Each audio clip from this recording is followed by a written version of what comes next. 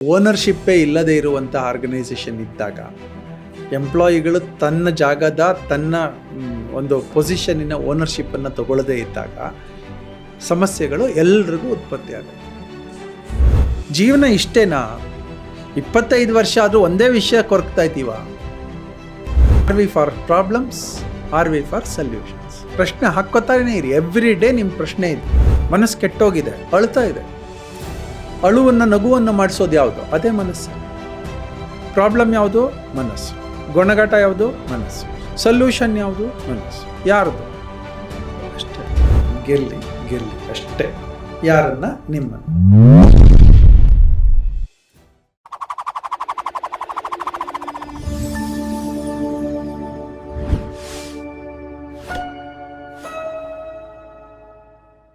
ನಮಸ್ಕಾರ, welcome to GSS ಮಾಧ್ಯಮ. One of the strong subjects ಅಂದರೆ 4M, that is management of mad monkey mind. ನಾವು ಏನೇನು ಅಂದ್ಕೊಂಡ್ರು ಅದನ್ನೆಲ್ಲ ಮಾಡಬೇಕಂದ್ರೆ ನಮ್ಮ ಮನಸ್ಸು ಬುದ್ಧಿ ಎರಡೂ ಅಲೈನ್ ಆಗಬೇಕು. ಆವಾಗ ಸ್ಟ್ರಾಂಗ್ ಡಿಸಿಷನ್ ಮಾಡ್ತೀವಿ ಆ್ಯಂಡ್ ಆ ಡಿಸಿಷನ್ನ ಎಕ್ಸಿಕ್ಯೂಟ್ ಮಾಡೋದಕ್ಕೆ ಮೆಂಟಲಿ ಫಿಸಿಕಲಿ ಪ್ರಿಪೇರ್ ಆಗ್ತೀವಿ ಅಲ್ವಾ? ಸೊ ಅದರ ಬಗ್ಗೆ ಸಾಕಷ್ಟು ಇನ್ಸ್ಟೆನ್ಸಸ್ಸು, ಕೇಸ್ ಸ್ಟಡೀಸು, ಅವರದ್ದೇ ಪರ್ಸ್ನಲ್ ಎಕ್ಸ್ಪೀರಿಯನ್ಸಸ್ಸಿಂದ ನಮಗೆ 4M ಮೂಲಕ ದಾರಿದೀಪ ಅಂತ ಹೇಳ್ಬೋದು. ಹೇಸ್ ಯೋಗಾತ್ಮ ಶ್ರೀಹರಿ ಅವರು. ಒಂದಷ್ಟು ಮಾತುಕತೆ ಮಾಡೋಣ. ನಮಸ್ಕಾರ. ನಮಸ್ತೆ. ಹೇಗಿದ್ದೀರಾ? ಆರಾಮಾಗಿದ್ದೀನಿ. ನೈಸ್. ಎಷ್ಟೋ ಬಾರಿ ಒಂದಷ್ಟು ಪ್ರಾಬ್ಲಮ್ಗಳಲ್ಲಿ ಸಿಕ್ಕಾಕೊಳ್ತೀವಿ. ಏನೇನೋ ಅನ್ಎಕ್ಸ್ಪೆಕ್ಟೆಡ್ ಚಾಲೆಂಜಸ್ ಬರುತ್ತೆ. ಒಂದು ಕಡೆಯಿಂದ ಎಲ್ಲ ಸರಿ ಹೋಗ್ತಿದ್ಯಪ್ಪ ಅಂದ್ಕೊಳ್ಳೋಷ್ಟೊತ್ತಿಗೆ ಇನ್ನೊಂದು ಕಡೆಯಿಂದ ಏನೋ ಬಂತಲ್ಲ ಅಂತ ಗೊಣಗ್ತೀವಿ. ಎಷ್ಟೇ ಯೋಚನೆ ಮಾಡಿದ್ರು ನಾವು ಅನ್ಕೋತೀವಿ ಎಷ್ಟು ದಾರಿ ಹುಡುಕ್ತಾ ಇದ್ದೀನಿ, ಯಾವುದೂ ವರ್ಕ್ ಆಗ್ತಿಲ್ಲ, ಎಷ್ಟು ಡೀಪ್ ಥಾಟ್ ಕೊಡ್ತಾ ಇದ್ದೀನಿ, ಆದರೂ ನನಗೇನು ದಾರಿನೇ ಕಾಣಿಸ್ತಿಲ್ಲ ಅಂತ. ಯಾಕೆ ಸ್ಟಕ್ ಆಗ್ತಾ ಇದ್ದೀವಿ ಅಂತ ನಿಮ್ಗೆ ಅನ್ಸುತ್ತೆ? ನಮ್ಮಮ್ಮನ ನೋಡಿದ್ದೀರಲ್ವಾ? ಅವ್ರ ಜೊತೆ ಮಾತಾಡಿದಾಗ ಪದಗಳು ಕೆಲವು ನನಗೆ ಏನು ಮಾಡಬೇಕು ಅಂತಲೇ ತೋಚ್ತಾ ಇಲ್ಲ, ಏನು ಮಾಡೋಕ್ಕೆ ಗೊತ್ತಾಗ್ತಾ ಇಲ್ಲ, ನೆಕ್ಸ್ಟ್ ಏನು ಮಾಡಲಿ, ಇಷ್ಟೇ ಅವ್ರ ಯೋಚನೆ. ಯಾಕೆ?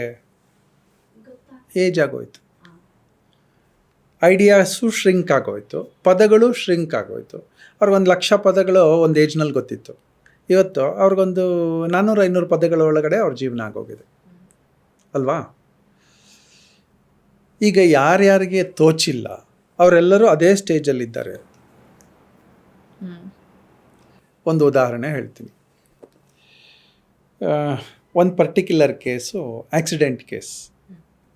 ಆಕ್ಸಿಡೆಂಟ್ ಯಾಕಾಯಿತು ಅಂತಂದರೆ, ಗಾಡಿ ಓಡಿಸ್ತಾ ಇದ್ದಾರೆ, ನಿದ್ದೆ ಬಂದಿದೆ, ಡ್ರೈವಿಂಗಲ್ಲಿ ನಿದ್ದೆ ಬಂದಿದೆ. ನಿದ್ದೆ ಅಂತ ಹೇಳಿಬಿಟ್ರೆ ಪಕ್ಕದಲ್ಲಿ ಬಾಸ್ ಕೂತಿದ್ದಾರೆ. ನಿದ್ದೆ ಅಂತ ಹೇಳಿಬಿಟ್ರೆ ಬಾಸ್ ಬೈತಾರೆ, ಹಾಗಾಗಿ ಹೇಳಲಿಲ್ಲ. Situation ended up with accident. ಯಾಕೆ ಅದು? ಅವ್ರಿಗೆ ಬಾಸ್ ಬಗ್ಗೆ ಏನೋ ಒಂದು ಸ್ವಲ್ಪ ಏನು ಅನ್ಕೊಂಡ್ಬಿಡ್ತಾರೋ ಅನ್ನೋದೇನೋ ಇರುತ್ತೆ, ಇನ್ಹಿಬಿಷನು. ಅವನಿಗೆ ಅದರ ಆಚೆ ಆ ಡ್ರೈವರ್ಗೆ ಥಿಂಕ್ ಮಾಡಲಿಕ್ಕೆ ಆಗಲೇ ಇಲ್ಲ. ನಾನು ಬಾಸ್ಗೆ ತೊಂದರೆ ಕೊಡ್ತೀನಿ ಹೇಳಿಬಿಟ್ರೆ ಅಂತ ಅಂದ್ಕೊಂಬಿಟ್ರೆ, ನಾನು ಮಾತಾಡೋದ್ರಿಂದ ನನಗೆ ನಿದ್ದೆ ಬರ್ತಾ ಇದೆ ಅಂತ ಹೇಳಿಬಿಟ್ರೆ ಬಾಸ್ ಬೇಜಾರು ಮಾಡ್ಕೊಂಡ್ಬಿಡ್ತಾರೆ. ಅದಾದಮೇಲೆ ಅವ್ರು ನನ್ನನ್ನು ಕೆಲಸದಿಂದ ತೆಗೆದುಬಿಡ್ತಾರೆ, ಬೈತಾರೆ. ಇದೆಲ್ಲ ಭಯಪಟ್ಟು ನಿದ್ದೆಲ್ಲಿ ಕಂಟಿನ್ಯೂ ಮಾಡ್ದಪ್ಪ. ನಿದ್ದೆ ಬರ್ತಾ ಇದೆ. ಎಂಡ್ ಏನಾಯಿತು? ಯಾಕಾಯಿತು? ಹೇಳದೇ ಇದ್ದಿದ್ದು ನೋ ಕಮ್ಯುನಿಕೇಷನ್. ಈ ನೋ ಕಮ್ಯುನಿಕೇಷನ್ ಯಾಕೆ? ಭಯ, ಸಂಕೋಚ. ಮೆಜಾರಿಟಿ ಅಪ್ಪ ಮಕ್ಕಳಲ್ಲಿ, ಅಮ್ಮ ಮಕ್ಕಳಲ್ಲಿ ಫೇಲ್ ಆಗೋಗಿದೆ. ಮಕ್ಕಳಿಗೆ ಅಪ್ಪನ ಹತ್ರ ಅಮ್ಮನ ಹತ್ರ ಹೇಳಬೇಕು, ಹೇಳೋಕ್ಕೆ ನಾವು ಅವಕಾಶ ಕೊಟ್ಟಿಲ್ಲ. ಏನಾಗುತ್ತೆ? ಇದೇ ಮಕ್ಕಳು ಭಯದಲ್ಲಿ ಮನೆಗೆ ಬರಲ್ಲ, 2 ದಿನ ಮನೆಗೆ ಬರಲ್ಲ, ಅಥವಾ ಸೂಯಿಸೈಡ್ ಮಾಡ್ಕೋತಾರೆ. ಯಾತಕ್ಕೆ? ನಾವು ಹೇಳುವ ಅವಕಾಶವೇ ಕೊಟ್ಟಿಲ್ಲ, ಮುಕ್ತವಾಗಿ ಮಾತನಾಡುವ ಅವಕಾಶವೇ ಕೊಟ್ಟಿಲ್ಲ. ನಮ್ಮ ಸಾರಥಿ ಸಾಗರ ಇದ್ದಾನೆ, ಅವನಿಗೆ ಅವನನ್ನು ಸ್ವಲ್ಪ ಆಕಳಿಸಿದ ತಕ್ಷಣ ನಾನು ಕೇಳ್ತೀನಿ, ನಿದ್ದೆ ಬರ್ತಾ ಇದೆಯಾ ಅಂತ. ಇಲ್ಲ ಸರ್ ಅಂತಾನೆ. ಹಂಗೂ ನಾವು ಒಂದು ಕಡೆ ನಿಲ್ಲಿಸ್ಬಿಟ್ಟು ಟೀ ಕುಡಿತೀಯಾ, ಮುಖ ತೊಳ್ಕೊ ಎಲ್ಲ ಹೇಳಿ ಆಮೇಲೆ ಗಾಡಿ ಓಡಿಸ್ತೀವಿ. ಮತ್ತು ಇನ್ನೊಂದು 10 ನಿಮಿಷ ಜಾಸ್ತಿ ಆಗುತ್ತೆ ಅಷ್ಟೇ ತಾನೆ. ಅಥವಾ ಒಂದು ಅರ್ಧ ಗಂಟೆ ರೆಸ್ಟ್ ತೊಗೊಳ್ಳಿ. ಬಟ್ ಸೇಫ್ ಆಗಿರೋದು ಮುಖ್ಯ. ಆಕ್ಸಿಡೆಂಟಿಗಿಂತ ರೆಸ್ಟ್ ತೊಗೊಳ್ಳೋದು ಒಳ್ಳೇದಲ್ವಾ? ಇದು ಇಬ್ಬರಿಗೆ ಗೊತ್ತಾಗಬೇಕು.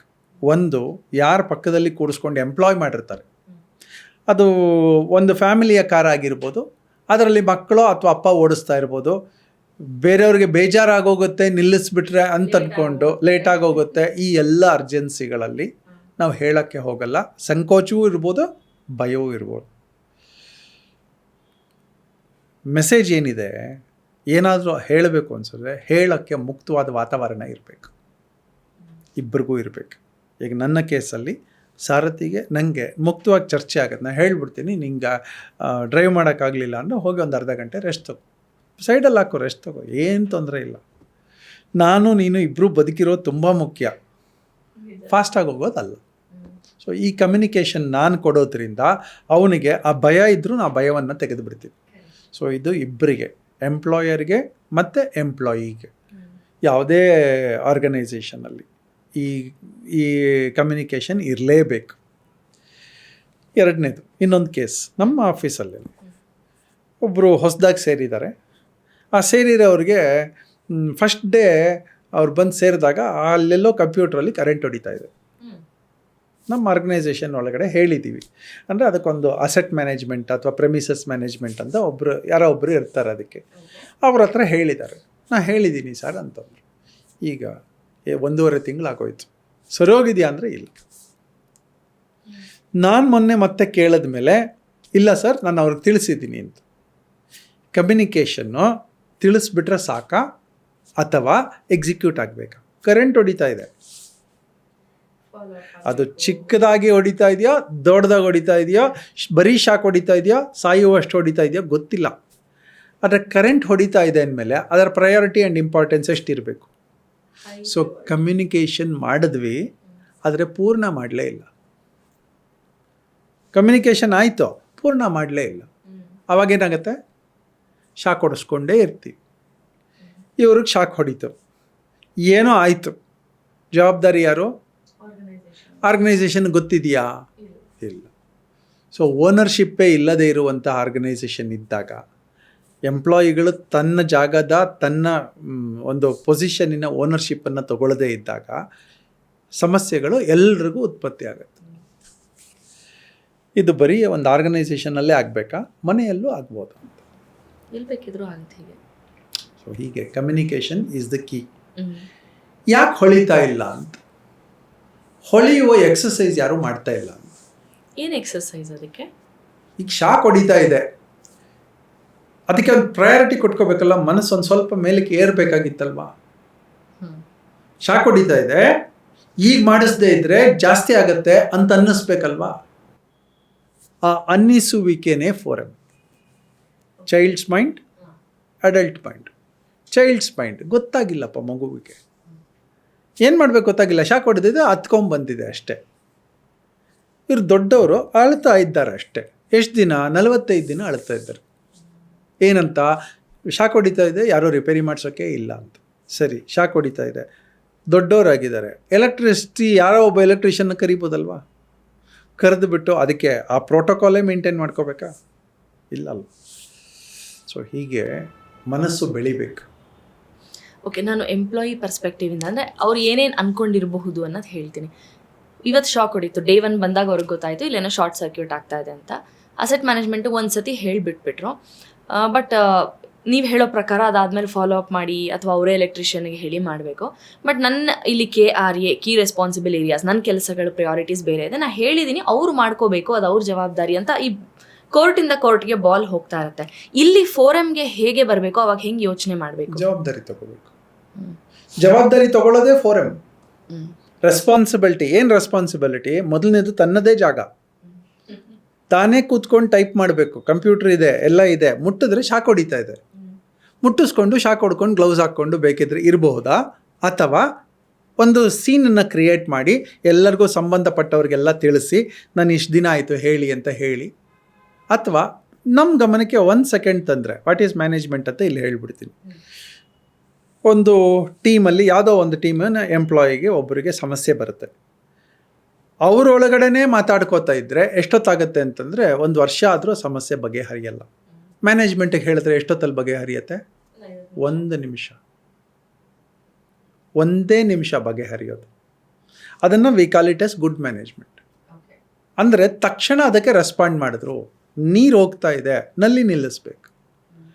ಮಗುವಿಗೆ ನೀರು ಹೋಗ್ತಾ ಇದ್ರೆ ಏನು ಮಾಡುತ್ತೆ? ಹೋಗಲಿ, ಅದು ಬಿಲ್ ಏನು ಕಟ್ಟಲ್ಲ, ಅದಕ್ಕೆ ನೀರು ವೇಸ್ಟ್ ಆಗ್ತಾ ಇದೆ ಅಂತಲೂ ಅನಿಸಲ್ಲ, ತೊಂದರೆ ಆಗ್ತಾ ಇದೆ ಅಂತ ಅನ್ಸಲ್ಲ. ಆಮೇಲೆ ಓವರ್ ಹೆಡ್ ಟ್ಯಾಂಕಲ್ಲಿ ನೀರು ಖಾಲಿ ಆಗಿಬಿಡುತ್ತೆ, ಆಮೇಲೆ ಏನಪ್ಪ ಅಂತ ಯೋಚನೆ ಏನಿರಲ್ಲ. ಯಾರಿಗೆ ಯೋಚನೆ ಇರುತ್ತೆ ಮನೆಯಲ್ಲಿ? Head of the family. ಹಾಗೆ ಹೆಡ್ ಆಫ್ ದಿ ಆರ್ಗನೈಸೇಷನ್ಗೆ ಸಮಸ್ಯೆಯನ್ನು ತಕ್ಷಣ ಬಗೆಹರಿಸಬೇಕು ಅನ್ನುವ ಒಂದು ಆ್ಯಟಿಟ್ಯೂಡ್ ಶುರು ಆಗಿರುತ್ತೆ. ಆ ಆ್ಯಟಿಟ್ಯೂಡ್ ಯಾರಿಗೆ ಬೇಕಾದ್ರೂ ಬರ್ಬೋದಲ್ಲ. ಬರದೇ ಇದ್ದರೆ 3M. ನಾವು ಚೈಲ್ಡ್ಸ್ ಮೈಂಡ್, ಇಲ್ಲಿ 3M ಅಂದರೆ ಮಂಕಿ ಮೈಂಡ್ ಅಲ್ಲ, 3M. ಮಂಕಿ ಮೈಂಡ್ಗೂ ಗೊತ್ತಾಗ್ತಾ ಇಲ್ಲ, ಚೈಲ್ಡ್ ಮೈಂಡ್ಗೂ ಗೊತ್ತಾಗ್ತಾ ಇಲ್ಲ, ಏನು ಮಾಡಬೇಕು ಅಂತ ಗೊತ್ತಾಗ್ತಾ ಇಲ್ಲ, ಅಳ್ತಾ ಇದ್ದೀವಿ. ಮಗು ಅಳ್ತಾ ಇದೆ ಬಿಸ್ಕೆಟ್ ಬೇಕು ಅಂತ. ಯಾರೋ ಬಂದರು, 2 ಬಿಟ್ಟರು, ಮಗು ಅಳೋದು ನಿಲ್ಲಿಸ್ತು. ಬಿಸ್ಕೆಟ್ ನಿಲ್ಲಿಸ್ತಾ? ಬಿಸ್ಕೆಟಿನ ಮೇಲೆ ಆಸೆ ನಿಲ್ಲಿಸ್ತಾ? ನಿಲ್ಲಿಸಿದ್ಯಾವುದು? ಕಣ್ಣೀರು ಬರೋದು ನಿಂತೋಯ್ತು, ಒಳಗಡೆ ಅಳ್ತಾನೆ ಇದೆ ಮಗು. ಸೊ ಹಾಗೆ ಮ್ಯಾನೇಜ್ಮೆಂಟ್ ಏನು ಮಾಡುತ್ತೆ, ಮನೆಯಲ್ಲಿ ಹಿರಿಯರು ಏನು ಮಾಡ್ತಾರೆ, ಅದಕ್ಕೇನು ಬೇಕು ಅಂತ ಅಪ್ಪ ಅಮ್ಮಂಗೆ ಗೊತ್ತಾಗತ್ತೆ. ಹಾಗೆ ಮ್ಯಾನೇಜ್ಮೆಂಟಲ್ಲಿ ಎಲ್ಲವೂ ಗೊತ್ತಾಗತ್ತೆ. ಇವ್ರಿಗೇನು ಸಮಸ್ಯೆ ಇದೆ, ಇವ್ರಿಗೇನು ಸಮಸ್ಯೆ ಇದೆ, ಸಮಸ್ಯೆ ಹೇಳಿದ ತಕ್ಷಣ ಪರಿಹಾರ ಸಿಗುತ್ತೆ. ಪರಿಹಾರ ಈಸ್ ಮ್ಯಾನೇಜ್ಮೆಂಟ್, ಸಮಸ್ಯೆ ಈಸ್ ಎಂಪ್ಲಾಯಿ ಮೆಂಟಾಲಿಟಿಯಿಂದ ಹೊರಗೆ ಬನ್ನಿ ಅಂತ ಯಾಕೆ ಹೇಳ್ತೀನಿ ಯಾವಾಗಲೂ. ನೀವು ಎಂಪ್ಲಾಯಿನೇ ಫೈನ್, ಆದರೆ ಮೆಂಟಾಲಿಟಿಯಿಂದ ಹೊರಗೆ ಬನ್ನಿ. ಏನಂತ, ನನ್ನ ಸಮಸ್ಯೆ ಏನೋ ಒಂದಿದೆ, ಒಂದು ಸ್ಟೇಷ್ನರಿ ಇಲ್ಲ, ಒಂದು ಪೇಪರ್ ಇಲ್ಲ, ಪೆನ್ ಇಲ್ಲ, ಗೊಣಗ್ತಾ ಇದ್ದೀವಿ. ಮ್ಯಾನೇಜ್ಮೆಂಟ್ ಏನು ಮಾಡುತ್ತೆ, ಆಯ್ತಪ್ಪ ತಗೋ ಅನ್ನುತ್ತೆ. ಅದನ್ನ ನಾವೇ ಮಾಡ್ಬೋದು, ಹೋಗಿ ತಂದ್ಬಿಡ್ಬೋದು, ಆಮೇಲೆ ಇಸ್ಕೋಬೋದು ಅಷ್ಟೇ. ಪೇಪರ್ ಇರಲ್ವಾ? ಇರುತ್ತೆ. ಪೆನ್ ಇರಲ್ವಾ? ಇರುತ್ತೆ. ಗೊಣಗಾಟ ಈಸ್ ಎಂಪ್ಲಾಯಿ ಮೆಂಟಾಲಿಟಿ. ಅದನ್ನೇ ನಾನು 3M ಅಂತ ಕರಿತೀನಿ. ಎಂಪ್ಲಾಯಿ ಆಗಿರಿ, ಆದರೆ ಮ್ಯಾನೇಜ್ಮೆಂಟ್ ಥರ ಥಿಂಕ್ ಮಾಡಬಾರ್ದು ಅಂತಿದೆಯಾ? ಚಿಕ್ಕ ಮಕ್ಕಳೇ ಆಗಲಿ, ಈಗ ನನಗೆ ನಮ್ಮಪ್ಪ ನನ್ನ 8ನೇ ವರ್ಷದಲ್ಲಿ ನನಗೆ ಎಲ್ಲ ಜವಾಬ್ದಾರಿಗಳನ್ನು ಕಲಿಸ್ಬಿಟ್ಟಿದ್ರು. ನಾನು ಚಿಕ್ಕ ಮಗುನೇ ಮನೆಯಲ್ಲಿ, ಆದರೆ ಮನೆಯ ಜವಾಬ್ದಾರಿಯನ್ನು ಹೊತ್ಕೊಂಡಿದ್ದೆ. ಜವಾಬ್ದಾರಿ, ರೆಸ್ಪಾನ್ಸಿಬಿಲಿಟಿ ಯಾರ್ಯಾರು ತಗೋತಾರೆ, ಓನರ್ಶಿಪ್, ರೆಸ್ಪಾನ್ಸಿಬಿಲಿಟಿ, ಒಂದು ಆ ಜವಾಬ್ದಾರಿಯುತ ಸ್ಥಾನವನ್ನು ಸಾಲ್ವ್ ಮಾಡಲಿಕ್ಕೆ ತಗೋತಾರೆ, ಅವರೆಲ್ಲರೂ ಮ್ಯಾನೇಜ್ಮೆಂಟೇ. ಅದೆಲ್ಲವೂ ಹೈಯರ್ ಮೈಂಡ್ ಅಂತಲೇ ಕರಿತೀನಿ. ಇವತ್ತಿಗೆ ಈ ಸಣ್ಣ 1-2-3 ಎಕ್ಸಾಂಪಲ್ಸ್ ಅಷ್ಟೇ. ಒಬ್ಬರು ಡ್ರೈವರು, ಅವರು ಕಮ್ಯುನಿಕೇಟ್ ಮಾಡದೇ ಇದ್ದದ್ದು, ಇನ್ನೊಬ್ಬರು ಕರೆಂಟ್ ಹೊಡಿತಾ ಇತ್ತು, ಕಮ್ಯುನಿಕೇಟ್ ಮಾಡದೇ ಇದ್ದದ್ದು. ಈ ಎರಡನ್ನೇ ತೊಗೊಂಡ್ರೆ ನಮ್ಮ ಇಡೀ ಜೀವನ ಹೀಗೇ ಇರುತ್ತೆ. ಯಾವಾಗಲೂ ಎಲ್ಲರ ಜೀವನವೂ ಹೀಗೇ ಇರುತ್ತೆ. 99.99% ಸಾಲ್ವ್ ಮಾಡೋಕ್ಕೆ ಕೂತಿದ್ದೀವ, ಸಮಸ್ಯೆ ಹೇಳಕ್ಕೆ ಕೂತಿದ್ದೀವ ಅಂತ. ನಮ್ಮ ಮನೆಯಲ್ಲಿ ಸಣ್ಣ ನಮ್ಮ ತಾಯಿಗೆ ಹುಷಾರಿರಲ್ಲ, ಹಾಗೆಂತ ಯಾರೋ ಒಬ್ಬರು ಕೇರ್ ಟೇಕರ್ ಬರ್ತಾರೆ. ನಮ್ಮಮ್ಮಂಗೆ ಏನೂ ಗೊತ್ತಾಗಲ್ಲ. ಸೊ ಆ ಕೇರ್ ಟೇಕರ್ನ ಬೈತಾ ಇರ್ತಾರೆ. ಅವಳು ಒಳಗೆ ಹೋದ್ರೆ ಬೈತಾರೆ, ಹೊರಗೆ ಬಂದರೆ ಬೈತಾರೆ. ಉಪ್ಪು ಜಾಸ್ತಿ ಹಾಕಿದ್ರೆ ಬೈತಾರೆ, ಉಪ್ಪು ಕಮ್ಮಿ ಹಾಕಿದ್ರೆ ಬೈತಾರೆ. ಅವ್ರಿಗೆ ಗೊತ್ತಾಗ್ತಾ ಇರೋದು ಇಷ್ಟೇ, ಗೊತ್ತಾಗ್ತಾ ಇರೋದು ತಾನು ಬೈದರೆ ಇವಳು ಹೊರಟೋದ್ರೆ ನೆಕ್ಸ್ಟ್ ಬರೋರು ಯಾರು ಅಂತ ಗೊತ್ತಾಗ್ತಾ ಇಲ್ಲ ನಮ್ಮಮ್ಮಂಗೆ. ಸೊ ಸಮಸ್ಯೆಗಳ ಸುಳಿಯಲ್ಲಿ ಇರಲಿಕ್ಕೆ ಪ್ರಯತ್ನ ಪಡ್ತಾರೆ, ಸಮಸ್ಯೆ ಸಾಲ್ವ್ ಮಾಡೋಕ್ಕಲ್ಲ. ಸೊ 4M ಎಲ್ಲಿ ಬರುತ್ತೆ ಅಂದರೆ, ಈ ಸಮಸ್ಯೆಗಳನ್ನು ದಾಟುವುದು ಹೇಗೆ ಅಂತ. ಜೀವನ ಇಷ್ಟೇನಾ? 25 ವರ್ಷ ಆದರೂ ಒಂದೇ ವಿಷಯ ಕೊರಗ್ತಾ ಇದ್ದೀವ? ಅದು ಯಾರಿಗೆ ಬೇಕಾದ್ರೂ ಆಗಿರ್ಬೋದು, ನನಗೂ ಆಗಿರ್ಬೋದು. ಕೊರಗ್ತಾ ಇದ್ದೀವ ಅಥವಾ ಪ್ರತಿ ಸಮಸ್ಯೆಗೆ ಒಂದೊಂದು ಸೊಲ್ಯೂಷನ್ ಹುಡ್ಕೊಂಡು ದಾಟ್ತಾ ಇದ್ದೀವ ಅಂತ? ದಾಟಬೇಕಷ್ಟೇ. ನಾವು ಹೆಜ್ಜೆ ಇಡೋಕ್ಕಾಗ್ತಾ ಇಲ್ಲ ಅಂತ ಗೊಣಗ್ತಾ ಇದ್ದೀವಿ, ಬಾಗಿಲು ಓಪನ್ ಆಗಿಲ್ಲ ಅಂತ ಗೊಣಗ್ತಾ ಇದ್ದೀವಿ. ಬಾಗಿಲು ಓಪನ್ ಮಾಡುವಂಥ ಯಾವುದೇ ಆ್ಯಕ್ಟಿವಿಟಿಯನ್ನು ನಾವು ಮಾಡಿಲ್ಲಪ್ಪ. ಸೊ ಬಾಗಿಲು ಓಪನ್ ಮಾಡಿ, ಇಲ್ಲಿ ಓಪನ್ ಆದರೆ ಎಲ್ಲ ಬಾಗಿಲು ಓಪನ್ ಆಗುತ್ತೆ.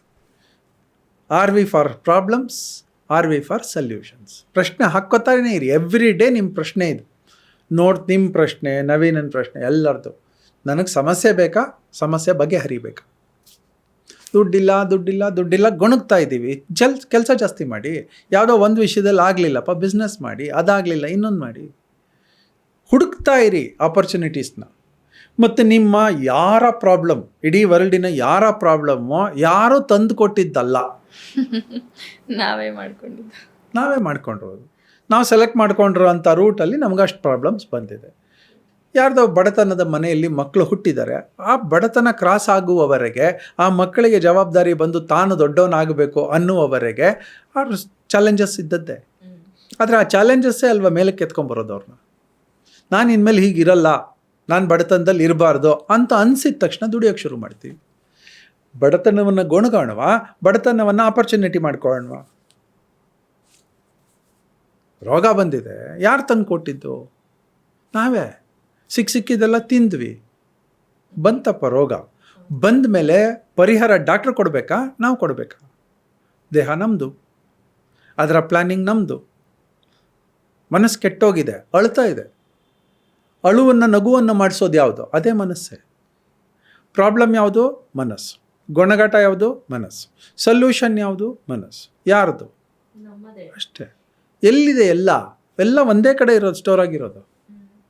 ನಾವು ಹುಡುಕ್ಬೇಕಷ್ಟೇ. ಈ ಪ್ರಾಬ್ಲಮನ್ನು ಗೆಲ್ಲಬೇಕಾ ಅಥವಾ ಗೊಣಗಬೇಕಾ?